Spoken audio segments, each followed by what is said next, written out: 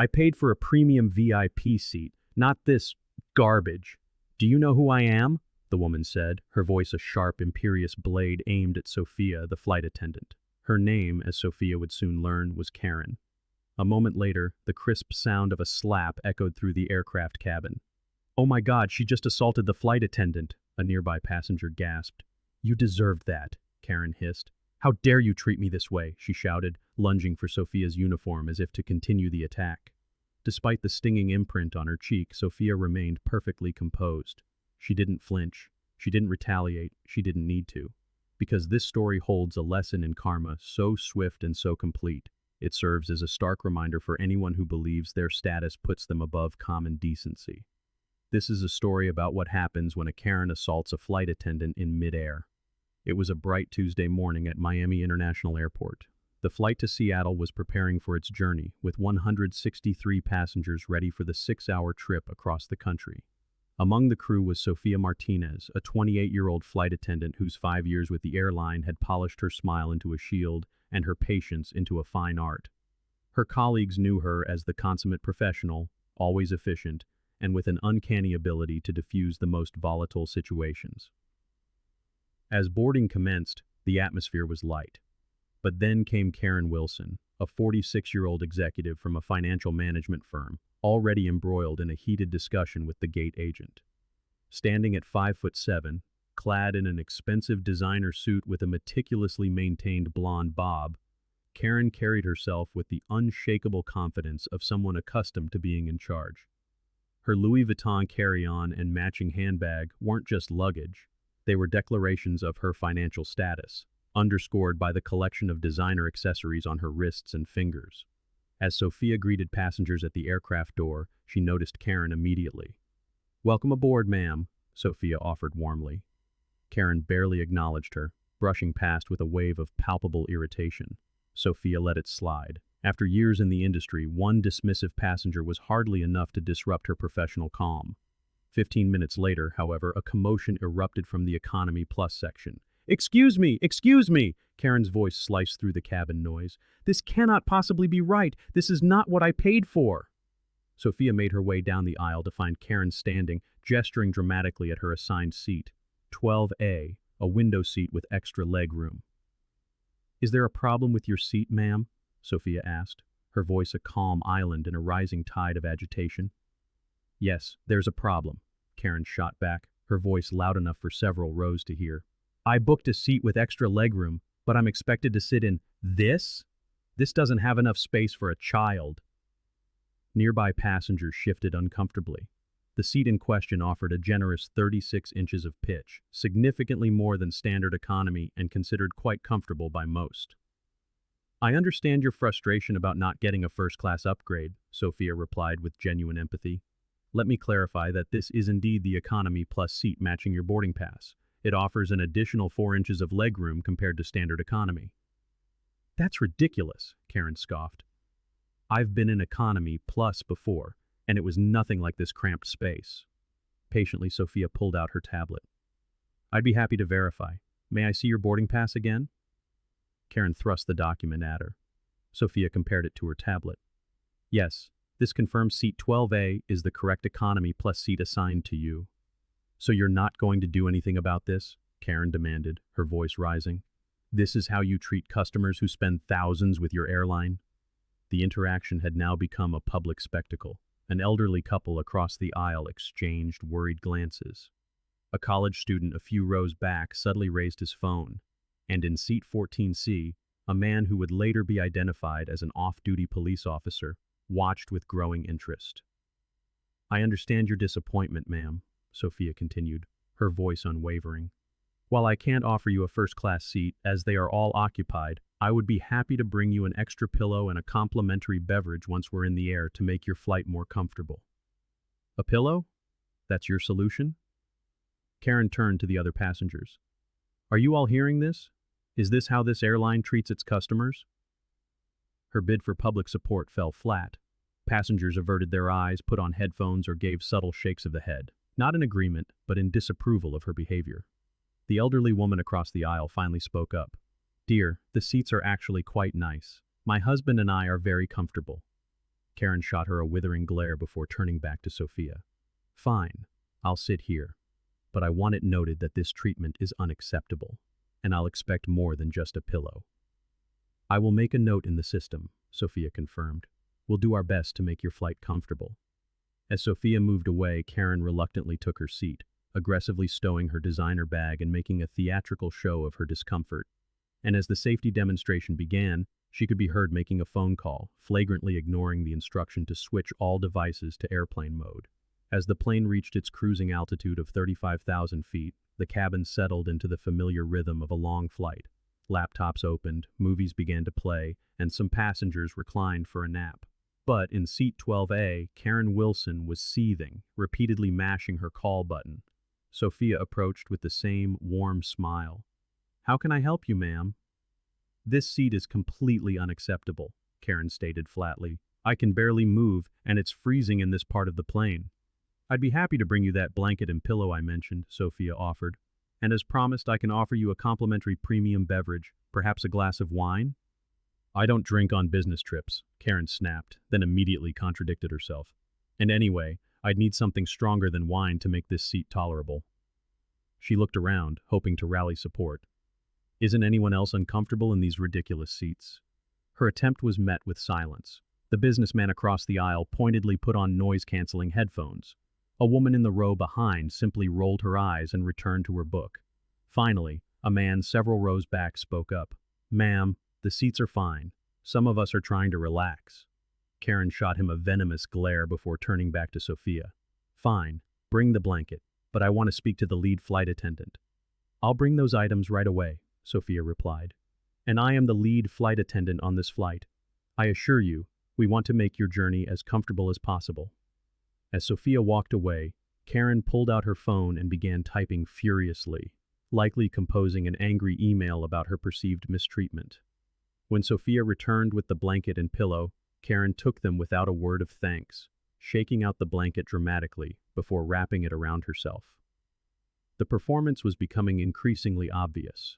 This wasn't about comfort, it was about demanding special treatment. 3 rows behind Karen, a young mother was trying to console her crying toddler. The child, no more than 3, was struggling with the change in cabin pressure. The mother, who was black, was doing everything right, offering a sippy cup, a tablet with cartoons, gentle reassurances. It was a normal, if unfortunate, part of air travel. But Karen Wilson had no patience for it. After less than a minute of crying, she unbuckled her seatbelt, stood up, and turned toward the sound. "Can you please control your brat?" she projected, her voice sharp enough to cut glass. "Some of us are trying to work here." The young mother looked up, mortified. "I'm so sorry, I'm trying. His ears are hurting from the pressure." "Well, try harder," Karen snapped. "Or maybe don't bring children on flights if you can't keep them quiet. People like you and your son shouldn't even be allowed on this plane." The phrase hung in the air, thick with an unmistakable racial undertone. The child, sensing his mother's distress, cried even louder. Sophia was there in an instant. "Is everything all right here?" "No, everything is not all right," Karen said. "That child has been screaming non-stop." Sophia gave the mother a reassuring smile. "You're doing fine," she said softly, before turning to Karen, her expression hardening. "Ma'am, I need you to return to your seat. And I must remind you that respectful language is required at all times." "Respectful?" Karen countered. "What about respect for paying customers?" Sophia lowered her voice, speaking firmly. "Ma'am, I heard what you said, and language with racial undertones is absolutely not tolerated on this aircraft. This is your only warning. Please return to your seat now." For a moment, Karen seemed stunned, but instead of backing down, she bristled with indignation. "I didn't say anything racial. You're completely misrepresenting me." "Ma'am, return to your seat, immediately," Sophia repeated, her tone leaving no room for argument. With a dramatic huff, Karen marched back to her seat, muttering about oversensitive people. Sophia took a moment to offer the mother a small activity kit for her son, reassuring her that she was doing a great job. But Karen wasn't finished. As meal service began, the cart made its way down the aisle. When it reached Karen's row, she refused to move her legs, effectively blocking the path. "Excuse me, ma'am," said Carlos, another flight attendant. "Would you mind adjusting your legs so we can pass?" Karen looked up. "I'm already cramped in this inadequate seat. I have nowhere to move." "This is outrageous," she announced loudly.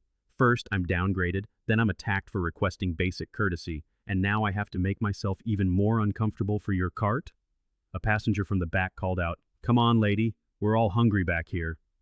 Instead of complying, Karen pulled out her phone and began recording herself. "I am currently being harassed on a flight from Miami to Seattle," she narrated in a performative voice. "After being improperly downgraded from my first-class seat, I've been repeatedly singled out and discriminated against by the flight attendants." Several rows back, a teenager nudged his friend. "Dude, classic Karen in the wild. This is definitely going on TikTok." The situation was deteriorating fast.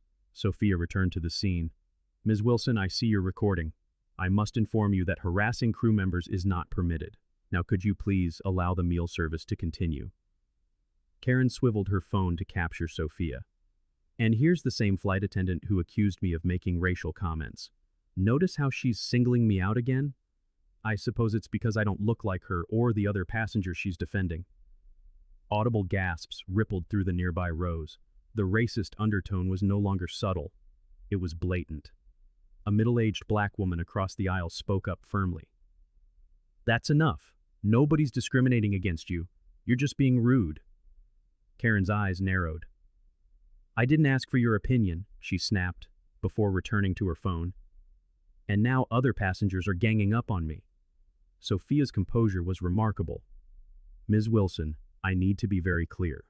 Racist language is not tolerated on this aircraft. This is your final warning. You need to allow the meal service to proceed. If you cannot comply, we will have to take further action." "Are you threatening me now?" Karen demanded, still recording. "I want your full name and employee number." "You'll be hearing from my attorney," she seethed, "and from the airline's corporate office about this treatment."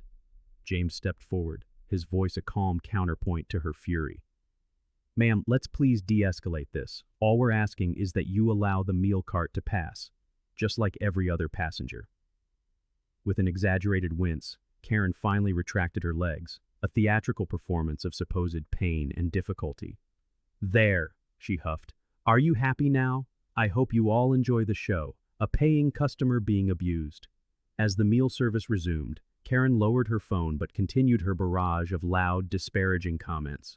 She targeted Sophia, the airline, and any passenger who had dared to speak up. Her remarks grew uglier, the racial undertones becoming less of an undertone and more of an explicit theme, punctuated by accusations about certain people receiving preferential treatment. The relaxed atmosphere from the start of the flight had vanished, replaced by a thick, palpable tension. Passengers exchanged uneasy glances. Some were visibly uncomfortable. Others were openly angry. The teenagers, sensing the viral potential of the unfolding drama, continued to record, their phones held low. When the meal cart finally reached her, Karen eyed the tray as if it were a biohazard. "What is this supposed to be?" she sneered. "It looks nothing like the premium meals you advertise." "That's our chicken pasta, ma'am," Carlos explained patiently. "The option you selected during check-in." "I'm allergic to gluten," Karen announced abruptly. "I can't eat pasta. I need a gluten-free option, immediately." Carlos consulted his tablet. "I'm sorry, ma'am, but I have no record of a gluten-free meal request for this seat. All special dietary needs must be submitted at least 24 hours before departure." "This is ridiculous," Karen fumed. "I'm telling you I have an allergy. Are you refusing to accommodate a medical condition? Is that even legal?"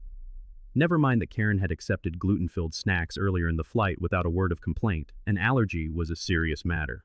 Sophia approached immediately, her concern genuine.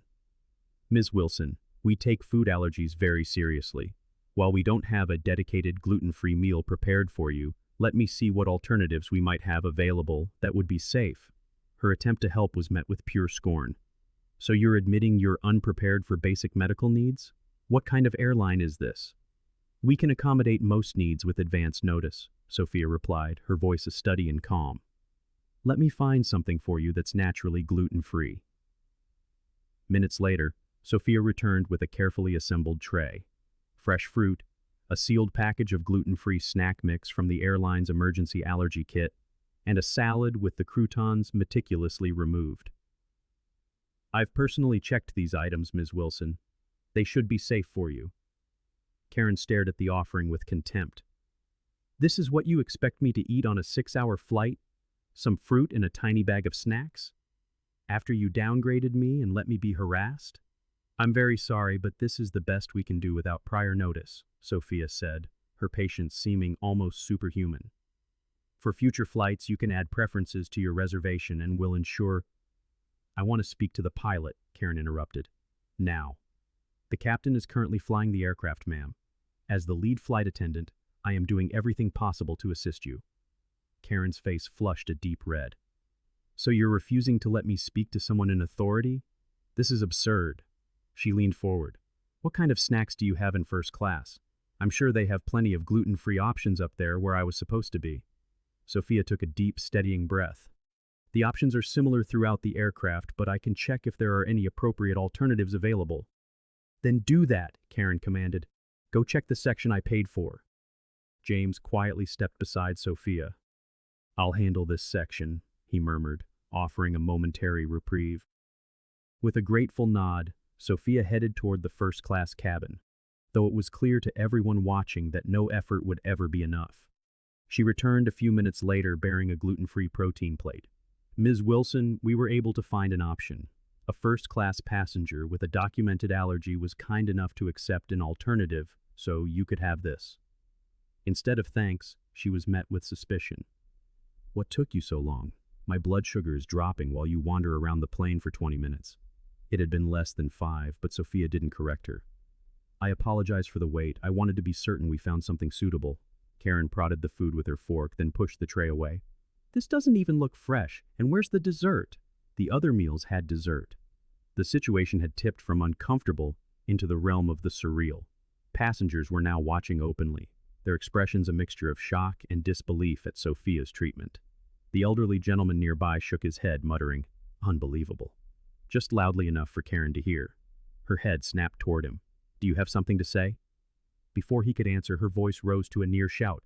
All of you sitting here in judgment while a customer is being abused by this airline.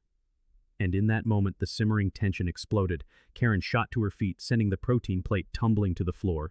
That's it. I've had enough. Sophia took a small step back. Ms. Wilson, please return to your seat and fasten your seatbelt. Or what? Karen challenged, blocking the aisle. You'll discriminate against me some more? Mock my medical condition? I want your name and employee number, now. My name is Sophia Martinez, she replied, her voice steady despite the strain. My ID is on my badge. Please return to your seat.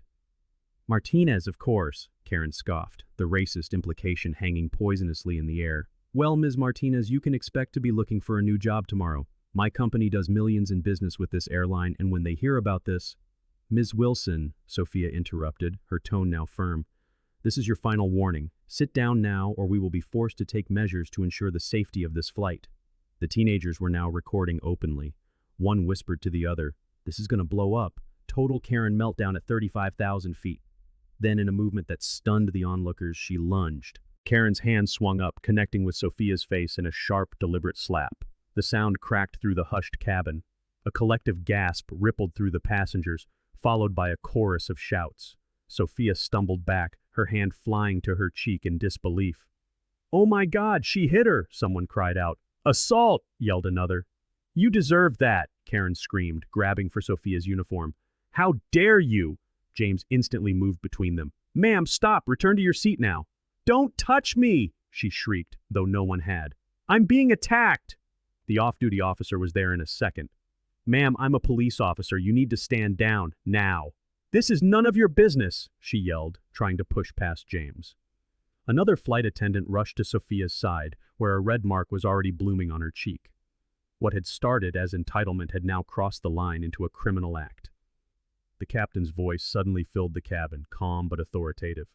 This is your captain speaking. Due to a security incident in the main cabin, we will be making an emergency landing in Denver. Cabin crew, prepare for landing. A wave of murmurs swept through the plane. An emergency landing was a major disruption, yet not a single glare was directed at the crew. All eyes were on Karen Wilson, the woman who had just forced 163 people to divert hundreds of miles off course. As the off-duty officer and 2 other passengers helped escort a still shouting Karen back to her seat, Sophia was led to the forward galley. Though visibly shaken, she remained composed, pressing a cold pack to her face as she relayed information to the cockpit. I didn't even hit her that hard, Karen's voice carried down the aisle. She's faking it for attention.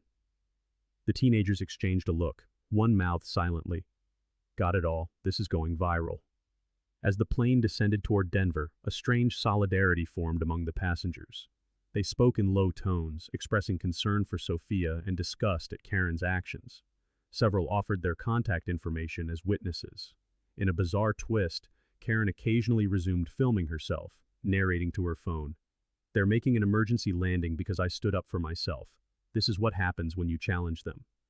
With the officer standing guard nearby, Karen was confined to her seat, her verbal assault continuing unabated. Suddenly, one of the teenagers gasped, staring at her phone. Oh my God, the video is already blowing up. It's been shared thousands of times. Her friend leaned in. No way, is it trending? The first teen nodded, eyes wide. Hashtag plane Karen is taking off. People are already saying she'll be arrested when we land. Karen's head whipped around. For the first time, a flicker of fear crossed her face. The realization that her actions were not just witnessed, but broadcast, seemed to finally penetrate her righteous fury. You're recording me? That's illegal, she shouted, lunging for the teen's phone. Ma'am, the officer interjected calmly, there is no expectation of privacy on an aircraft. They have every right to record. Delete that now, Karen demanded, ignoring him. I'll sue you and your parents. The girl clutched her phone. It's too late, it's already everywhere. This sent Karen into a new panic. She scanned the cabin, seeing for the first time just how many phones were pointed her way. She lunged across the aisle for another device. Give me that! You're all conspiring against me! The officer firmly guided her back into her seat. Ma'am, if you continue, I will have to restrain you for the remainder of the flight. At that moment, another passenger spoke up. Wait a minute. I recognize you. You're Karen Wilson, from Skystar Capital. The name hung in the air, charged with significance. Skystar Capital was a major investment firm with a huge stake in this very airline. You work for one of the airline's biggest investors? The passenger asked, the irony lost on no one. Isn't your firm on the board? Karen's anger dissolved into panic. Her career and reputation were now on the line. That's not relevant, she stammered. This is about my treatment as a customer. So, an employee of Skystar Capital doesn't know assaulting flight crew is a federal offense? Another passenger chimed in. A protective barrier of passengers had formed around the teenagers. When Karen made another grab for a phone, 3 people moved to block her. We all saw what you did, an elderly woman said firmly. You assaulted that young lady, shame on you. As the plane descended, a spontaneous round of applause erupted when Sophia emerged from the galley to secure the cabin for landing. The show of support brought a small, grateful smile to her face. Just before touchdown, the cockpit door opened and the captain emerged, his expression grave. He walked directly to Karen's seat. Ms. Wilson, he said, his voice carrying the weight of command. I have been fully briefed. We have diverted this aircraft at significant cost due to your actions which constitute a federal offense. When she tried to protest, he cut her off. I have reports from my crew and dozens of passengers. More importantly, I have seen the footage that has already been transmitted to our ground operations. In a last desperate gambit, Karen hissed, Do you have any idea who I am? Skystar Capital controls 12% of your airline. One call from me and your career is over. Captain Reynolds fixed her with an unblinking stare. Ms. Wilson, in my 32 years as a pilot, I have encountered a handful of passengers who believed their status placed them above federal law. Every single one of them was mistaken. He leaned in, his voice like steel. My responsibility is to the safety of this aircraft. Your company affiliation is irrelevant. I suggest you remain silent. The plane taxied to a remote stand where police vehicles were waiting. The captain's voice came over the intercom one last time. Ladies and gentlemen, please remain seated until instructed otherwise. 3 uniformed Denver police officers boarded and conferred with the crew, then walked down the aisle to Karen's row. As they approached, she unbuckled her belt in a final, futile attempt to control the narrative. This is all a misunderstanding, she announced to the cabin. I was provoked. If anyone saw how they discriminated against me, speak up. Her plea was met with a wall of stony silence. Not one person spoke in her defense. Instead, a forest of smartphones rose in unison, their lenses silently recording her final moments on the aircraft. The lead officer addressed her. Ms. Wilson, I'm Officer Diaz. We've received reports of an assault on a crew member. You need to come with us." "This is ridiculous," she protested. "I barely touched her." "Ma'am, please gather your belongings and come with us." "I will not," she snapped. "I want to speak to your supervisor." "Ms. Wilson," the officer stated flatly, "you can either walk off this aircraft voluntarily, or we can place you under arrest and escort you off. It's your choice." The ultimatum finally seemed to land, stunning her into a brief, defeated silence. She cast a final glance around the cabin, a silent plea for some last-minute ally, but met only the steady, unblinking gazes of dozens who had witnessed her unraveling. When she made a move to walk off the aircraft on her own terms, Officer Diaz blocked her path, his hand on her arm a gentle but immovable barrier. "I'm sorry, ma'am, but given the allegations and the crew's report of your behavior, we'll need to place you in handcuffs." "Handcuffs?" Karen's voice was a blade of genuine shock. "You can't be serious. Do you have any idea who I am?" "Yes, ma'am," Officer Diaz replied, his voice a calm sea against her rising tide. "We've been fully briefed. Please turn around and place your hands behind your back." A sharp metallic click echoed through the hushed cabin as the cuffs closed around her wrists. For many passengers, that sound was the final, sobering punctuation mark on the afternoon's chaos. What had started as a display of entitlement had now escalated into the arrest of a corporate executive. As they escorted Karen toward the front of the plane, she passed Sophia, who was giving her statement to another officer. Their eyes met for a fleeting, charged moment. The flight attendant, a cold compress held to her bruised cheek, and the passenger, her wrists now bound in steel. In that silent exchange, the power dynamic Karen had fought so fiercely to establish had not just reversed, it had shattered. The moment she was led off the aircraft and onto the jetway, a wave of applause washed through the cabin. It wasn't a cheer of celebration, but a collective sigh of relief, a quiet salute to the crew who had navigated the storm with such professionalism. But the story had already landed. Down in the terminal, an impromptu press corps was forming. Word of the incident had not just spread, it had detonated across social media and official channels. Denver International Airport had become the stage for a media spectacle, with local news crews setting up tripods near the security checkpoint. The videos filmed by the teenagers were now viral, racking up hundreds of thousands of views and being amplified by major news accounts. As passengers deplaned, they were met by a flurry of microphones and questions. Many shared their stories, weaving a real-time, multi-angle narrative of the incident that would dominate the evening news. The airline's senior representative delivered a concise statement. "We are aware of an incident on a flight today that required a diversion. The safety of our passengers and crew is our absolute priority. We have zero tolerance for assault or abuse directed at our team members." By the time Karen, still cuffed, was escorted through the terminal to a waiting police vehicle, Einhorn Plain Karen was trending nationwide. The teenagers who had captured it all were fielding calls from major networks, and Sophia Martinez, still giving her detailed statement to the authorities, had no idea she was about to become a national symbol of grace under pressure. While Karen faced the justice system, her professional world crumbled with breathtaking speed. Just 18 hours after the incident, SkyStar Capital, the firm where she was a director, issued a statement. SkyStar Capital has zero tolerance for violent or unprofessional behavior. The actions seen in the videos from Flight AA2478 are wholly inconsistent with our firm's values. Effective immediately, Karen Wilson is no longer employed by our organization.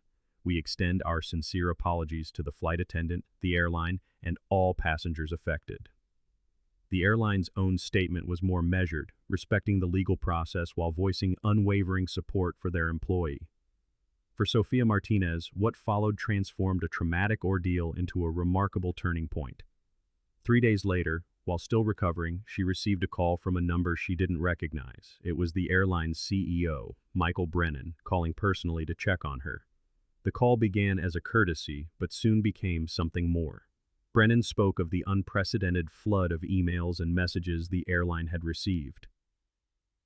"In my 15 years leading this company," he told her, "I have never seen such an outpouring of support for a crew member. Dozens of passengers have written to commend your professionalism and dignity under impossible circumstances." By the end of the call, Sophia had been offered a promotion to senior cabin crew trainer. The role came with a 35% salary increase and, more importantly, regular hours. A life-altering change for a single mother who had long juggled the unpredictable demands of flight service. The airline announced her promotion a week later, tying it to new, stricter passenger conduct policies. The press release featuring Sophia's story became their most shared social media post of the year. But perhaps the most profound validation came from an unexpected place. The elderly couple who had witnessed the entire incident started a small online fundraiser, standing with Sophia, hoping to raise a modest sum as a gesture of appreciation. Their simple campaign resonated deeply. In just 9 days, over 30,000 people contributed, raising more than $150,000. Enough for Sophia to create a college fund for her daughter and make a down payment on a small home, freeing her from the rental market that had consumed so much of her salary. When interviewed, Sophia remained characteristically humble. "I was just doing my job," she said. The real heroes were the passengers who stood up for what was right.